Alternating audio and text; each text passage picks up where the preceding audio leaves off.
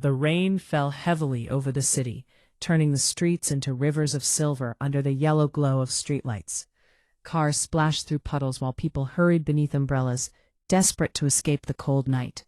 Outside the grand entrance of the luxurious Grand Palace Hotel, a thin old woman stood quietly beneath the edge of the building's roof, trying to stay dry.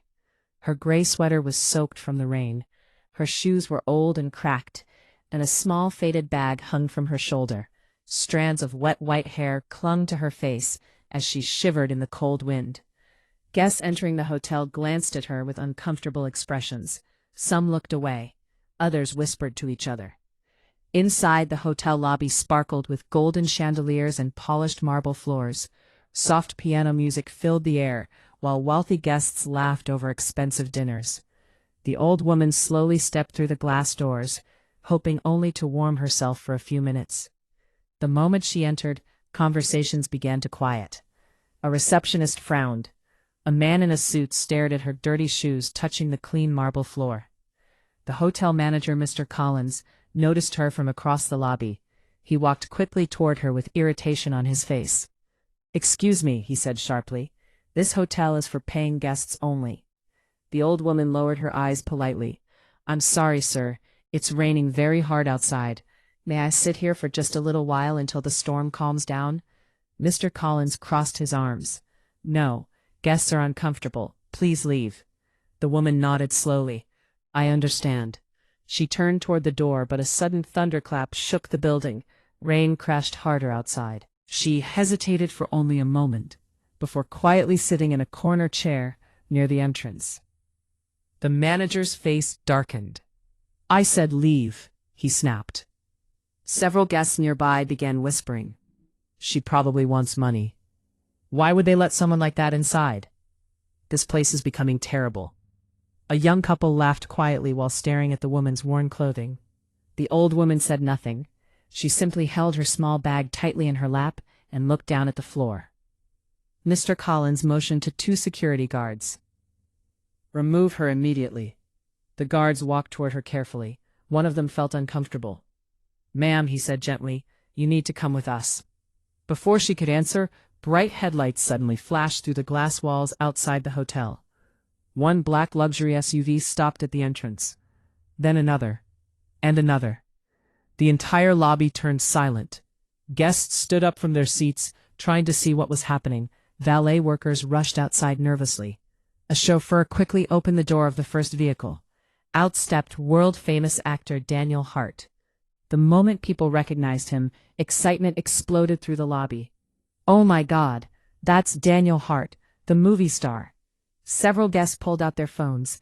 Even Mr. Collins froze in place. Collins instantly changed his expression, straightening his tie with a huge smile. "Everyone remain professional," he whispered urgently to the staff. Daniel Hart ignored everyone. He walked quickly through the lobby with panic in his eyes, searching the room desperately. Then suddenly he froze. His eyes landed on the old woman sitting near the entrance. For a moment, he could not move. The woman slowly looked up at him. Her tired eyes widened. "Danny?" she whispered. The actor's face broke apart with emotion. He rushed across the lobby and dropped to his knees in front of her. "Mom." Tears filled his eyes as he wrapped his arms around her tightly.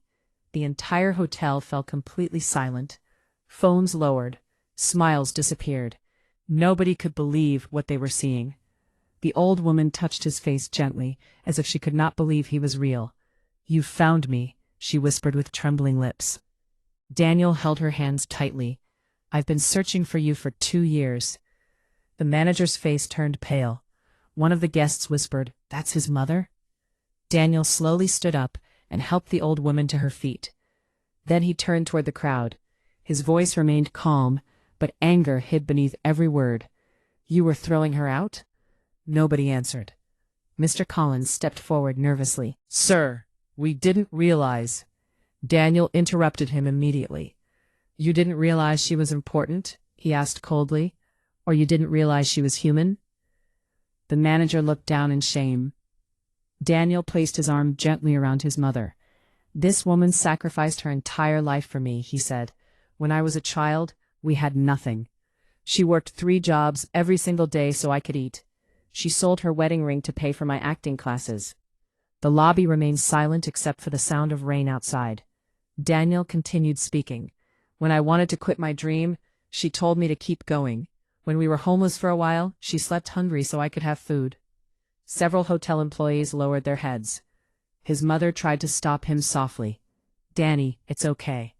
But Daniel shook his head. "No, Mom. People need to hear this." He looked directly at the guests who had laughed earlier. "You judged her because of old clothes and tired shoes, but none of you know her story." The young couple who mocked her earlier looked deeply embarrassed. Daniel's voice softened. "Success didn't make me who I am. She did." Tears rolled down the old woman's cheeks. Mr. Collins cleared his throat nervously. "Sir, please accept our apology. We would like to offer your mother the presidential suite, free of charge." Daniel stared at him for a long moment. Then he replied quietly, "Kindness offered after shame is not true kindness." The manager could not speak. One elderly employee from the hotel suddenly stepped forward, holding a warm blanket. She gently placed it around the old woman's shoulders. "I'm sorry for how you were treated," she whispered sincerely. The old woman smiled softly. "Thank you." Daniel noticed the employee's kindness and nodded respectfully toward her. Outside, reporters had begun gathering near the entrance after hearing the famous actor had arrived. Camera flashes lit the windows. But Daniel ignored all of it. He turned back toward his mother. "Come home with me." The old woman looked uncertain. "Your world is very different now." Daniel smiled through tears. "You are my world." For the first time that night, the woman truly smiled. As Daniel helped his mother toward the exit, the entire lobby remained frozen in silence. No one cared about the chandeliers anymore. No one cared about expensive suits or luxury watches. Because at that moment, everyone understood something simple but powerful. A person's value is not measured by money, clothing, or appearance. Sometimes the people the world ignores carry the greatest stories of love, sacrifice, and strength. Before leaving, Daniel stopped near the entrance and looked back one final time. Never disrespect someone because they seem poor. One day, you may realize they were richer in heart than all of us. Then he walked into the rainy night beside his mother. The black SUVs disappeared into the storm, and inside the Grand Palace Hotel, nobody spoke for a very long time.